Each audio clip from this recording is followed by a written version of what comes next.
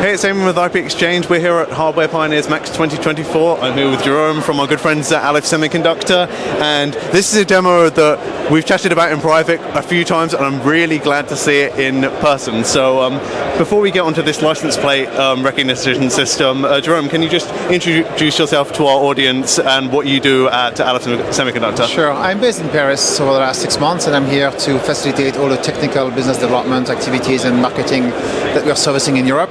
I'm here to satisfy all your customers' questions and needs with our support group in Finland. So, I'm guessing this is running on one of your Ensemble devices. Correct. Which Ensemble device is it running on? So this is running on the Ensemble platform. This is based on an E3 configuration. Okay. The one that features the 13.5 MB of embedded SRAM and the 2 NPU accelerators. The interesting piece of that demo is that we have actually two models running concurrently on two cores, and so the detection and the decoding are performed separately based on pre-trained models. One is identifying the presence of a license plate. Mm-hmm. The other one is actually doing the OCR recognitions for the actual characters on the license plate. I see. Cool. And so the interesting piece here is that you decompose a complex problem into two small problems running concurrently on both cores and both NPUs. Nice.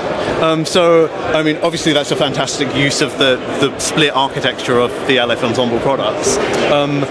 What other AI workloads do you see that you could split them into two to do a similar thing to this? Because obviously the big benefit here is you can split it, you can drastically lower the power consumption, and you're running it on an MCU. That's one aspect. So you can remove the complexity of a larger model by actually splitting it into small size problems. The other aspect is a lot of existing systems, or people counting, people detection, are using some trigger event that are coming from a PIR sensor or kind of proxy sensing, which are not accurate enough to actually qualify the event.